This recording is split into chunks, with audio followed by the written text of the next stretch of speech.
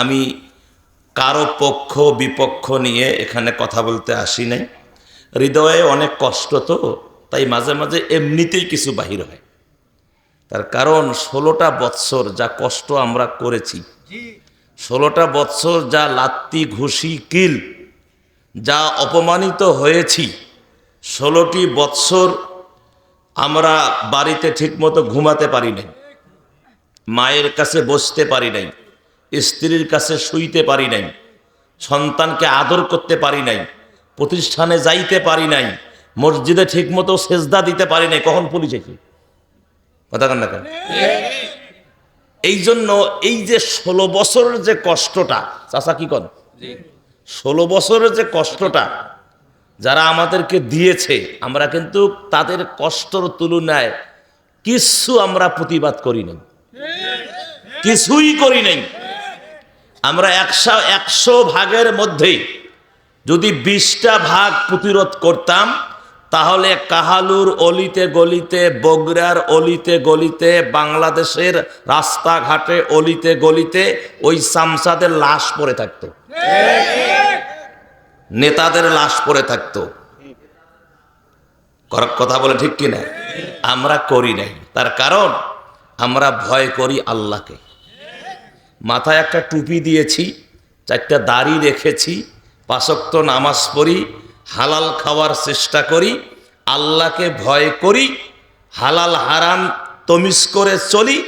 এজন্য আমরা, আমার ভাইয়েরা, প্রতিশোধ গ্রহণ করি নাই। কেন করি নাই? এটা রসুলের সুন্নত। আমার নবীকে কত মাইল মারছে না, মক্কাতে আবু জেহেল থাপ্পড় মারছে, উতবা সাহেবার গোষ্ঠীরা মারছে। আমার নবীকে মক্কা শরীফের, কাবা শরীফের চাতালে নবীজি সিজদায় গেছেন, উটের পচা নারী ভুরি এনে আমার রসুলের গর্দানের উপর চাপায়া দিয়ে আমার নবীকে মেরে ফেলার ষড়যন্ত্র করেছে, ঠিক কিনা? আমার নবীকে উহুদের ময়দানে মারতে মারতে গর্তের মধ্যে ঢুকায়া দিয়েছে। আমার নবী দান মুবারক শহীদ করে দিয়েছে। আমার নবীর মাথার হেলমেট ভেঙ্গে লোহার কড়া ঢুকে দিয়েছে। আমার নবীকে তায়েফের ময়দানে তার চেহারাটাকে সাইলনের ছিদ্রের মতো এরকম ছিদ্র করে দিয়েছে পাথরের আঘাতে আঘাতে। আমার ভাইয়েরা, শেষে আমার নবীকে জন্মভূমি ছাড়া করেছে।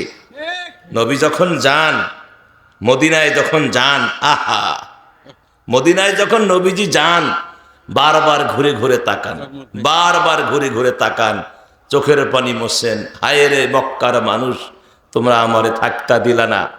ও মক্কার মাটি, তোমাদের কাছে আর আমার থাকা হলো না। তো কি কষ্ট করেছেন। হ্যাঁ, তারপরেও নবী বলেছেন ক্ষমা ক্ষমা ক্ষমা। ফেরেশতাগণ ডেকে বলেন, ওগো নবী সারোয়ার, হুকুম তব পাইলে দিব চাপাইয়া পাহাড়। কত শক্তি রাখে তারা দেখাবো এবার, নিষেধ করিয়া নবী কেন্দে বলেন যারে যার। ওদেরকে মারিলে ভাবে কে ডাকিবে আল্লাহ, মদিনার বুলবুল নবী রাসূলুল্লাহ পাঠালেন খুশি হয়ে নিজে মাবুদ আল্লাহ। হ্যাঁ, আমার নবী প্রতিশোধ নেন নাই। নবীজি ইচ্ছা করলে মক্কা বিজয়ে সবগুলোকে পিছতে পারতেন, অথচ আমার নবী সেটা না করে যারা আঘাত দিয়েছে তাদের গাটুরি বহন করে নিরাপদ জায়গায় পৌঁছে দিয়েছে। বুড়ি বলল, বাবা, এই কাপড়ের কোণার থেকে কয়টা টাকা খুললেন, খুলে বললেন, বাবা, এত কষ্ট করে তুমি এই মক্কা থেকে, কাবার কাছ থেকে তুমি গাঠুরি নিয়ে আসলা, বেটা কয়টা টাকা না? কয়, না মা, আমি টাকা নিব না। আল্লাহর নবী মুহাম্মদ রাসূলুল্লাহ সাল্লাল্লাহু আলাইহি ওয়াসাল্লামের চরিত্র দেখে বলে, বাবা, এমন মানুষ তো মক্কায় নাই, বিনিময় কাজ বেকার, বিনিময় সারা কাজ করে, বেটা বলো তোমার নাম কি, কোথায় বাড়ি কোথায় ঘর, ওরে বেটা আমার জানতে বড় ইচ্ছে হয়। নবীজি চোখের পানি মোছে, কোনা দিয়ে চোখের পানি ঝরতেছে। নবীজি চোখের পানি মুছে মুছে বলে, ও বুড়িমা তুমি কি আমারে চিনো না? যার ভয়ে পালিয়ে যাচ্ছ আমি সেই মুহাম্মদ আব্দুল্লাহর বেটা। বুড়ি বলে, এই মক্কাবাসীরা এদিকে আসো, এটাই যদি মুহাম্মদ হয়, এটাই যদি আব্দুল্লাহর পোলা হয়, আল্লাহে আল্লাহর কসম করে বলি এই পোলা, এই ছেলে, এই মানুষটি খুন করতে পারে না, এই মানুষটি অন্যায় করতে পারে না, এই মানুষটি কোনো খারাপ কাজ করতে পারে না। তোমরা কি করবা জানি না, আমি আমার এই ছেলের হাতে, মুহাম্মদের হাতে হাত দিয়ে কলেমা পড়ে মুসলমান হয়ে গেলাম। চিৎকার মেরে বলেন সুবহানাল্লাহ। বগুড়া কাহালুর ভাইয়েরা, এই হলো আমার নবীর চরিত্র। কথা কন ঠিক কিনা? আমরা এই চরিত্রটাকে গ্রহণ করেছি, তার কারণ আমরা হলাম রাসূলের উম্মত। আমরা কার উম্মত? রাসূলের উম্মত। আমরা যদি রাসূলকে ভালো না বাসতাম, আল্লাহকে ভালো না বাসতাম, তোমরা যে অত্যাচার আমাদের উপর করেছো, এতদিন লাশ পড়ে থাকতো। তার কারণ পুলিশ তো ময়দানে নাই, কথা বলে।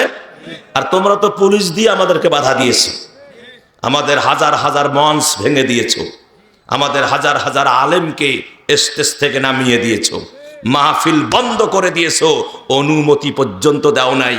হাজার হাজার লক্ষ লক্ষ টাকা খরচ করে প্যান্ডেল সাজিয়েছে, স্টেজ সাজিয়েছে, সব টাকা তারা পরিশোধ করেছে। মাহফিল শুরু হবে, এসে মাহফিল বন্ধ। কত শ্রোতার চোখের পানি মুছেছে, ফেলিয়েছে। কথা কন ঠিক কিনা? সেই হিসাবে আমরা কিছুই করি নাই, করব না। তবে যাদেরকে কষ্ট দিয়েছো, যাদের হৃদয়টা বিগলিত হয়ে আছে, তাদের অভিশাপ থেকে তোমরা রেহাই পাবা না। কথা বলেন, তাদের অভিশাপ থেকে কি রেহাই পাবা না?